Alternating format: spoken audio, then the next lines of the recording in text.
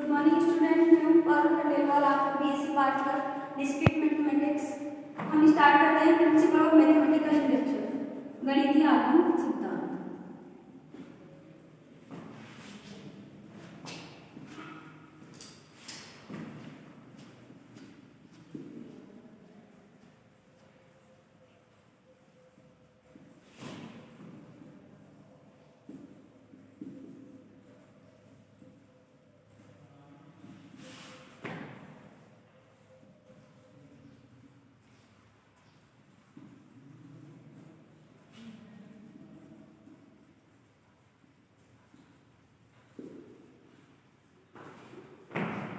गणितीय आगम सिद्धांत, प्रिंसिपल ऑफ मैथमेटिकल इंडक्शन। हम इसका स्टेटमेंट लिखते हैं।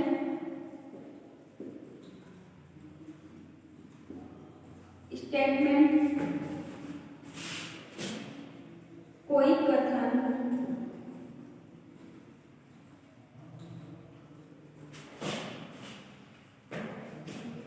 अथवा साध्य एन के प्रत्येक धनात्मक पूर्णांक मानों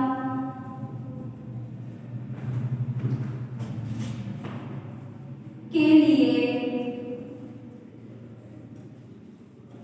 सत्य होगा यदि पहला n बराबर 1 के लिए कथन अथवा साध्य P1 सत्य है। सेकंड Pm सत्य है। हम इसको अज्यूम करेंगे n बराबर 1 के लिए हम इसको इस जो भी स्टेटमेंट दे रखा होगा उसको सत्य बताएंगे, उसको प्रूफ करेंगे। और Pm मतलब n बराबर m के लिए उसे सत्य मान लेंगे। इम्प्लाइज P n+1 सत्य है, अर्थात यदि कथन अथवा साध्य Pn किसी धन पूर्णांक n बराबर n के लिए सत्य होने पर वह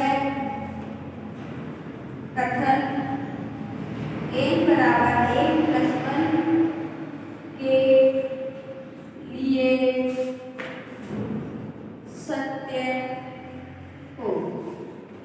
मतलब प्रिंसिपल ऑफ मैथमेटिकल इंडक्शन, हम इसके हमारे पास इसके अंदर कोई भी कथन दे रखा होगा, उसमें क्या होगा कि कोई कथन है, कोई कथन दे रखा होगा, उसके लिए हम उसको मान लेंगे कि वो n के धनात्मक पूर्णांक मानों के लिए सत्य होगा।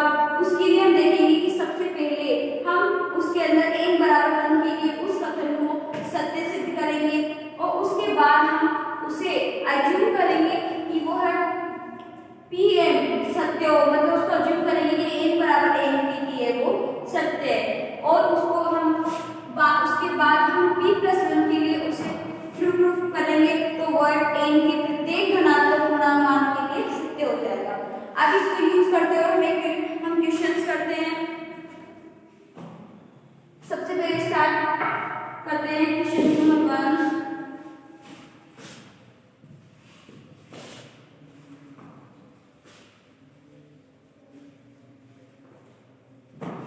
स्टार्ट करते हैं। फर्स्ट दे रखा है हमको पहला गणितीय आगम सिद्धांत से द्वारा सिद्ध कीजिए तो 1 cube plus 2 cube plus dot dot dot n cube equal to 1/4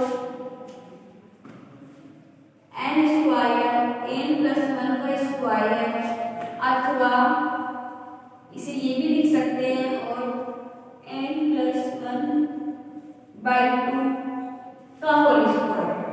अब हम इसे प्रिंसिपल ऑफ मैथमेटिकल इंडक्शन गणितीय आगमन सिद्धांत के द्वारा इसे प्रूव करेंगे। तो सबसे पहला हमारा हमने क्या देखा था अभी स्टेटमेंट में कि इसे हम सबसे पहले n बराबर n के लिए प्रूव करेंगे। तो यदि n बराबर 1, अब इसके अंदर लेफ्ट और राइट दोनों साइड सबसे पहले हम LHS देखेंगे और LHS को RHS के बराबर प्रूव करेंगे।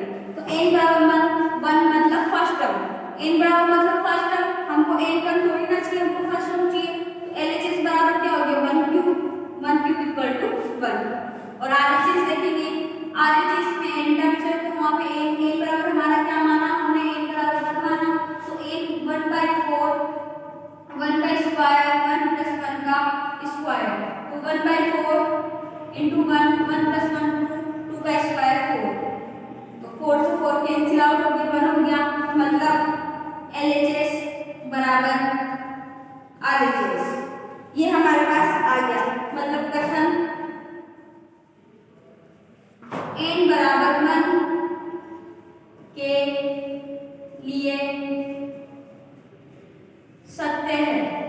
हमने प्रूफ कर दिया कि कथन n बराबर 1 के लिए सत्य है। अब हम अज्यूम करेंगे कि ये n बराबर 1 के लिए सत्य होगा। अब हम अज्यूम करेंगे कि n बराबर 1 के लिए सत्य होगा, तो हमारा सेकंड मान के चलते हैं हम इसको माना n बराबर 1 के लिए सत्य है। n बराबर 1 के लिए 1 cube plus 2 cube plus dot dot dot n cube equal to 1/4 m square n plus 1 का स्क्वायर। और जहाँ n भी धनात्मक पूर्णांक है तो हमने n बराबर n के लिए इस कथन को सत्य मान लिया। अब हम प्रूफ करेंगे थर्ड स्टेप में कि यह n प्लस 1 के लिए सत्य है। तो हमारे सारे धनात्मक पूर्णांक के लिए सत्य हो जाएगा। तो हमारा थर्ड स्टेप क्या होगा, हमको n बराबर n के लिए इसे n प्लस 1 के लिए इसे सत्य सिद्ध करना है। तो क्या हो गया 1 plus 1 cube 2 cube plus dot dot dot n cube plus n plus 1 का क्यूब। ये हमारे क्योंकि हम n प्लस 1 किए तो n टर्म है, हमको n प्लस 1 के लिए होगा तो n प्लस 1 टर्म तक लेंगे इक्वल टू 1/4 n प्लस 1, हमको n की जगह n प्लस 1 स्क्वायर, n की जगह n प्लस 1 रखेंगे तो n प्लस 1 फिर प्लस 1 और है तो क्या हो जाएगा n प्लस 2 का स्क्वायर। अब हमको LHS बराबर RHS प्रूफ करना है। तो हम सबसे पहले LHS लेंगे।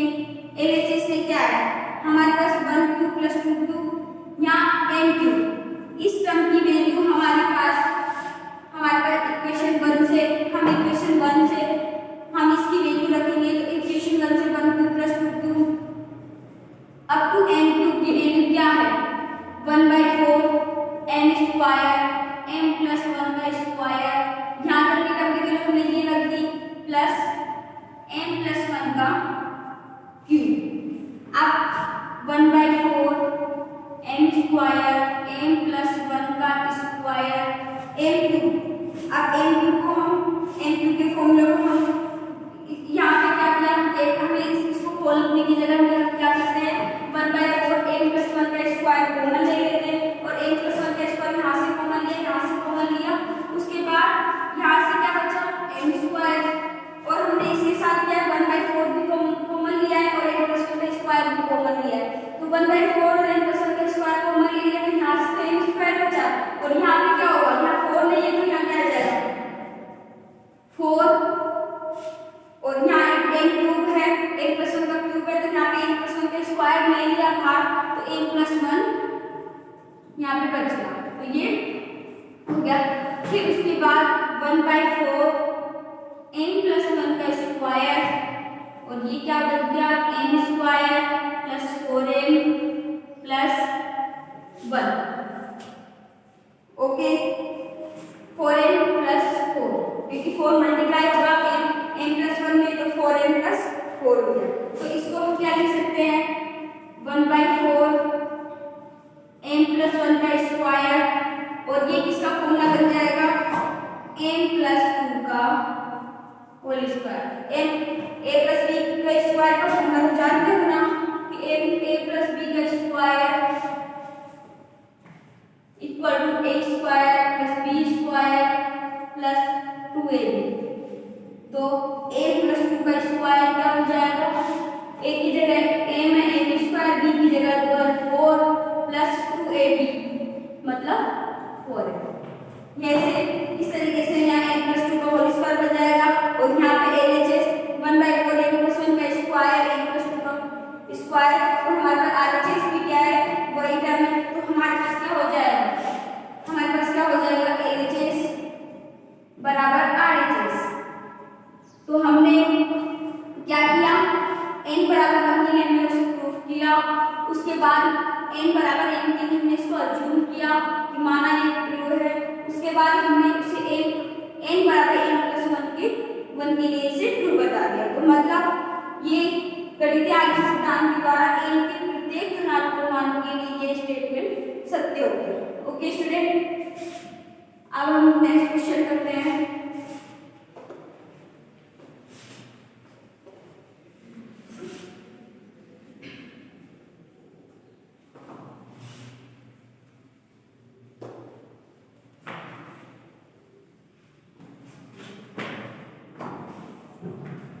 अब इसके बाद सेकंड क्वेश्चन करते हैं हम।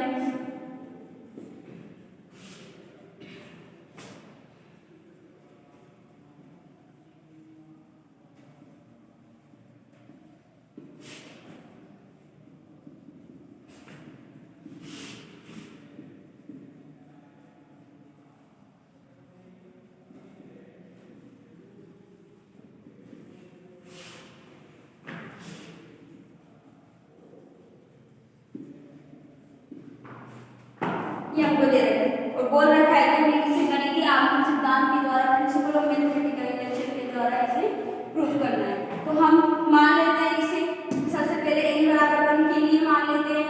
तो हम n बराबर 1 के लिए इसे शो करेंगे सबसे पहले। तो हम सबसे पहले LHS इक्वल टू RHS लाना है n बराबर 1 के लिए। LHS इक्वल टू LHS में क्या n बराबर 1 है। अब ये n टर्म्स है तो मतलब हम फर्स्ट टर्म n बराबर 1 मतलब फर्स्ट टर्म से मतलब है तो 1/1 मल्टीप्लाई 3 इक्वल टू 1/3 क्योंकि 1 को 3 से मल्टीप्लाई करोगे तो क्या आएगा 3 आएगा। तो LHS बराबर अपने पास क्या आ गया 1/3 आ गया। तो और फिर RHS के लिए देखेंगे RHS इक्वल टू क्या है a/2n प्लस 1 है।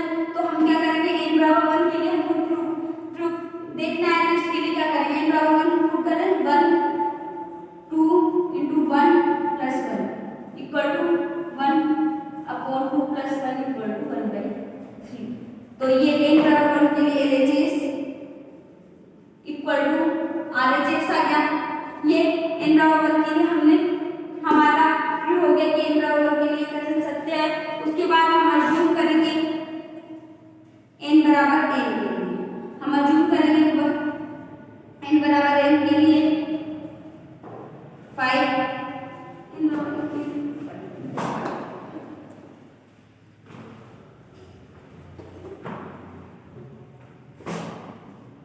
अज्यूम करेंगे n बराबर n के लिए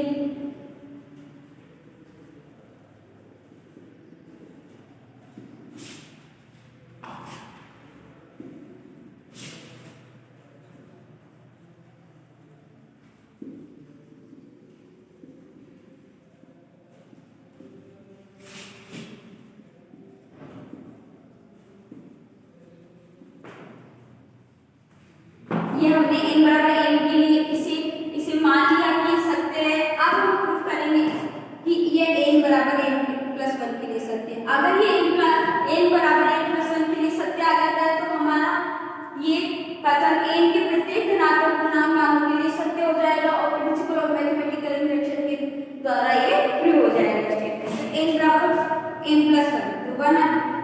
1 into 3, 3 into 5, 1 upon 3, 5 into 7,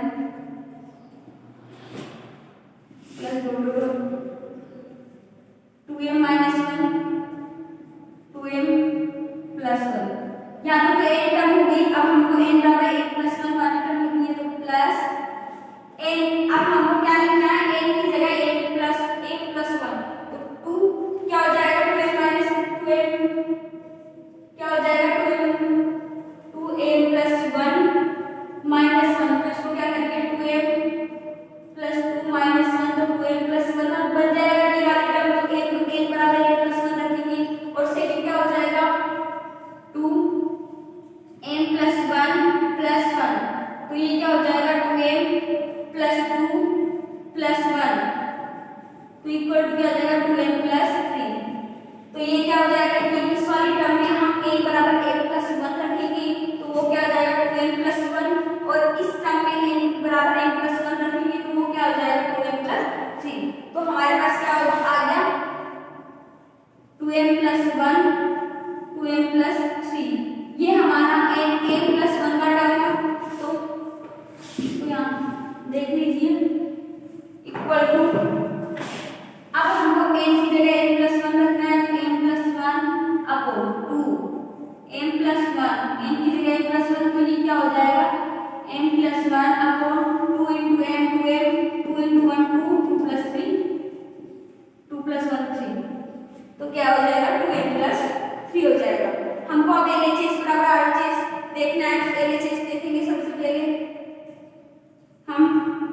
अब LHS में हमारे पास क्या है, ये इक्वेशन 1 मान लीजिए, और इसमें देखिए कि इसकी इक्वेशन 1 से इस टर्म की वैल्यू यहाँ पे रख देंगे, यहाँ पे ये टर्म सेम है, तो यहाँ पे हम इक्वेशन फर्स्ट से वैल्यू रख देंगे, तो क्या आएगा, m upon 2m plus 1 plus 1 upon 2m plus 1, 2m plus 3, ये वैल्यू रख दी। इसे सोल्व करें, हम एलसीएम ले लेते हैं,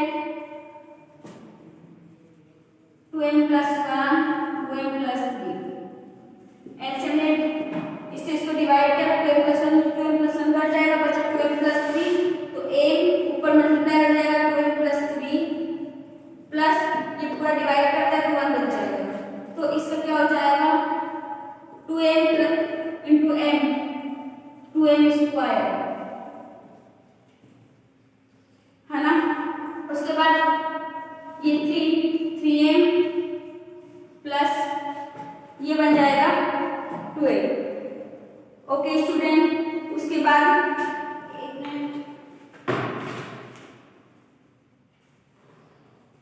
2m, अब इसको क्या, अब इससे क्या करेंगे हम, फैक्टर।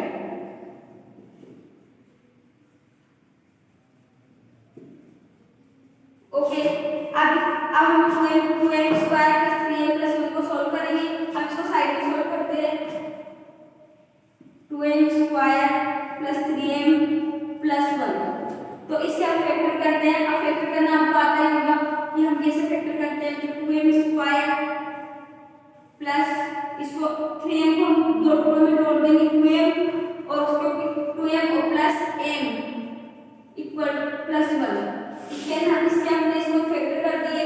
अब हम क्या करते हैं, इस 2m कॉमन लेंगे फर्स्ट टू टर्म से, 2m, तो 2m यहाँ पर बचाएगा m, यहाँ पर बचाएगा प्लस 1, उसके बाद यहाँ से 1 कॉमन आ गया, और यहाँ पे क्या बचाएगा m प्लस 1, इसको एक लिख देंगे फैक्टर रूप में, n plus 1 2m plus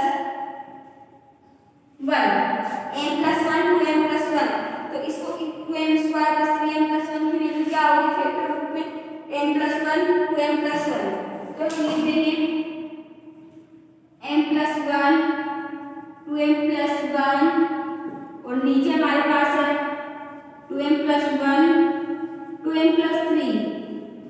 okay, 2m plus 1 से 2m plus 1 कट जाएगा, तो हमारे पास क्या बच जाएगा, m plus 1 upon 2m plus 3। Okay, ये हमारा LHS हमारे RHS के बराबर है, हमारा LHS RHS के बराबर है, तो ये ट्रू हो गया LHS बराबर RHS। तो ये स्टेटमेंट ट्रू हो गया। n बराबर n+1 के लिए हमने सबसे पहले किया, n बराबर 1 के लिए स्टेटमेंट को ट्रू किया, n बराबर 1 n+n के लिए इसे अज्यूम किया और उसे ट्रू बता दिया n बराबर n+1 के लिए। तो इसीलिए स्टेटमेंट ट्रू है n के प्रत्येक धनात्मक मान के लिए यो प्रिंसिपल ऑफ मैथमेटिकल इंडक्शन के द्वारा। ओके स्टूडेंट्स,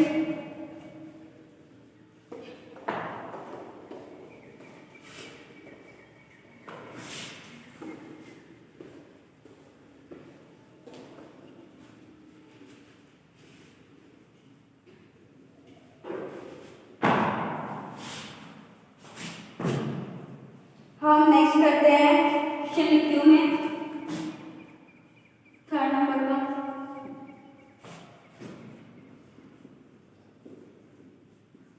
गणितीय आगमन सिद्धांत द्वारा सिद्ध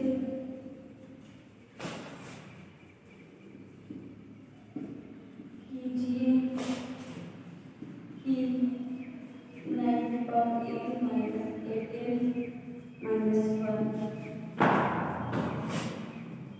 प्रत्येक पूर्णांक n is greater than equal to 2 के लिए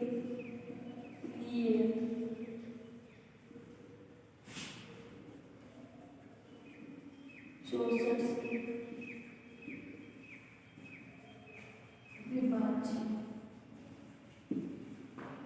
है। ये हमारे पास क्वेश्चन है। अब हमें इस स्टेटमेंट को प्रूव करना है गणितीय आगमन सिद्धांत के द्वारा। अब ये क्वेश्चन कह रहा है कि गणितीय आगमन सिद्धांत के द्वारा सिद्ध कीजिए कि 9 की पावर n - 8n - 1 प्रत्येक पूर्णांक n is greater than equal to 2 के लिए 64 से विभाज्य, मतलब डिविजिबल बाय 64। तो हम क्या करेंगे, अगर मान लो 64 से पूरी बात डिविजिबल है तो क्या होगा, इसमें रिमाइंडर टर्म बचेगी नहीं। तो हम इसके सबसे पहले अब यहाँ पे हमको n/1 के लिए प्रूफ नहीं करना है। सबसे पहले अब हमको यहाँ से लेके चलना है n बराबर 2 से। हम सबसे पहले स्टार्ट करेंगे n बराबर 2 से। तो ये एक तरीके का पॉलीनोमियल जैसा ही है, तो हम इसे मान लेते हैं pn। इसमें कोई वो नहीं है क्योंकि हमारा स्टेटमेंट n के धनात्मक मान के लिए अब n उसको पॉलीनोमियल की तरह मान लेते हैं। तो अब सबसे पहले हमें प्रूफ करना है n बराबर 2 के लिए। हमने इसको अज्यूम कर लिया pn = 9 की पावर 8 - 8n - 1। ओके, अब n बराबर 1 के लिए सबसे पहले स्टार्ट करते हैं। n बराबर 1 के लिए तो प्रूफ नहीं करा, सॉरी, n बराबर 2 से स्टार्ट करते हैं। n बराबर 2 से करेंगे तो क्या हो जाएगा, ये p2 हो जाएगा और इसे 9 की पावर 2 - 8 × 2 - 1 तो क्या हो गया, 9 9 जा 81, 16 - 1 तो 81 - 70 तो ये क्या हो जाएगा 64। मतलब n बराबर 2 के लिए ट्रू हो गया क्योंकि 64 81 - 17 में 64 मतलब ये 64 से डिविजिबल है। हमको ये तो प्रूव करना है कि प्रत्येक पूर्णांक n is greater than equal to 2 के लिए 64 से विभाज्य है। 64 से विभाज्य है। अब उसके बाद हम इसको लेके चलेंगे n बराबर n के लिए अज्यूम करेंगे कि 64 से विभाज्य है। तो n बराबर n के लिए हम इसमें अज्यूम करते हैं। तो ये क्या हो जाएगा pm = 9 की पावर n - 8n - 1 = अब इसे मान लेते 64 से विभाज्य को हम मान लेते 64। कोई हम इसको अगर 64 से डिवाइड करेंगे तो कुछ ना कुछ क्वेश्चन तो आएगा ना, हमें कितनी बार भाग जा रहा है, तो हम उसे मान लेते हैं 64 लैम्डा। मतलब 64 से डिविजिबल है तो वो कितनी बार भाग जा रहा है वो हमने मान लिया लैम्डा। हमको पता नहीं है कि कितनी बार, क्योंकि हमको n की वैल्यू पता नहीं है कितनी है, तो हम इसको अज्यूम कर लेंगे ये 64। अब हम प्रूफ करेंगे n बराबर n+1 के लिए ये स्टेटमेंट ट्रू है। तो क्या हुआ,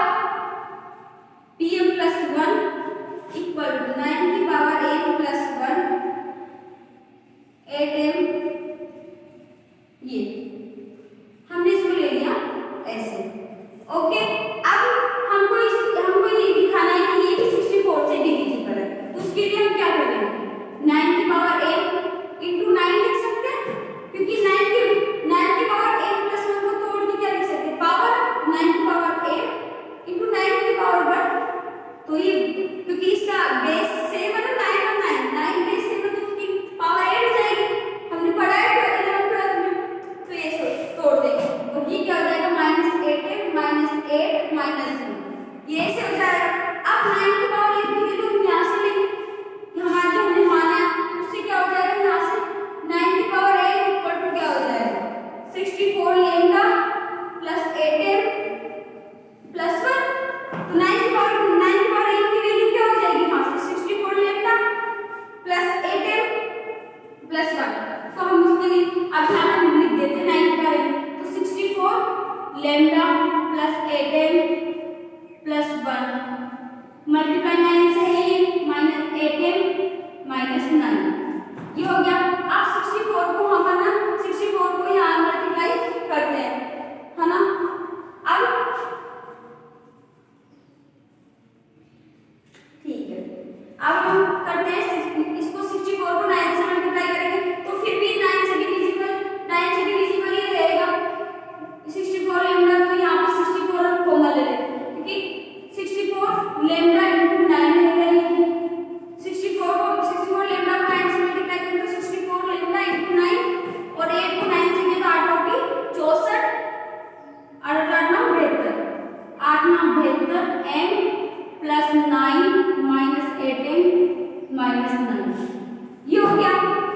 अब हम क्या करेंगे, 64 लैम्डा इंटू 9 से चलेगा 72, m में से 8m को सब्ट्रैक्ट करेंगे हम, तो उसमें कितना बच जाएगा मेरे पास 64 है, और ये 9 से 9 मेरे पास कैंसिल आउट हो जाएगा। तो हमारा क्या हो गया, इक्वल टू 64 कॉमन ले लेते हैं, तो यहाँ क्या बच जाएगा 9 लैम्डा प्लस m, मतलब ये भी 64 से डिविजिबल आ गया। तो इसको मान लेते हैं हम 64 म्यू, और कुछ भी मान लेते हैं, हमको तो 64 से डिविजिबल बताना है, नंबर कुछ भी हो तो हमने ये इसको बता दिया 64 मल्टीप्लाई 9 लैम्डा प्लस m, तो हमारे पास क्या आ गया 64 म्यू आ गया। तो हमारे पास m बराबर m प्लस 1 के लिए क्या हो गया, 64 से डिविजिबल हो गया। तो ये हमने सबसे पहले क्या हुआ, हमको प्रूफ करना है n is greater than equal to 2 के लिए ये 64 से डिविजिबल विभाज्य। तो हमने क्या किया, n बराबर 2 के लिए इसे सबसे पहले, क्योंकि हमको n बराबर 2 वैल्यू से स्टार्ट करना है, n बराबर 1 से स्टार्ट नहीं करना है, तो हमको कुछ नहीं दे रखा होता तो हमें n बराबर 1 से स्टार्ट करते हैं। तो n is greater than equal to 2 मतलब इक्वलिटी आ रही है तो 2 से स्टार्ट करना है।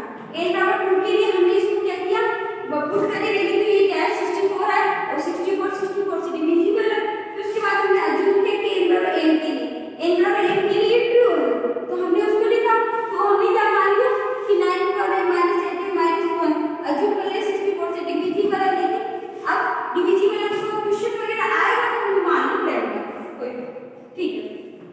अब हमने उसको n बराबर m प्लस 1 के लिए इसे ट्रू करना है, हमने n बराबर m प्लस 1 पुट किया। अब m प्लस 1 पुट कर दिया तो 9 की पावर m प्लस 1 को क्या लिख सकते हैं, 9 की पावर m इंटू 9, हमने 9 की पावर m इस इक्वेशन से लिख दी, यहाँ ये लिख दी वैल्यू, अब इसको मैंने खोल लिख दिया। अब 64 लैम्डा इंटू 9 ये अलग कर दिया, 8 इंटू 9 है 72m, 1 इंटू 9 माइनस 8 है माइनस 9 से 9 कैंसिल आउट हो गया, 72m में से 8m जाएगा तो कितना बचेगा 64 है, तो 64 यहाँ से हमने कॉमन ले लिया, तो 9 लैम्डा प्लस m बच गया।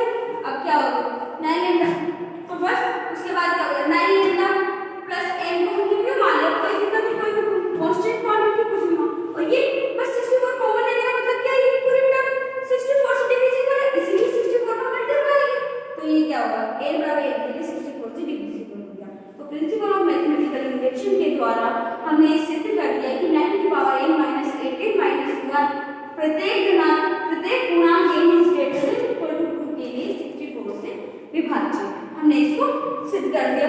ओके स्टूडेंट, अब हम आगे के क्वेश्चन करके क्लास में करेंगे। आगे आप प्रैक्टिस कीजिए एक्सरसाइज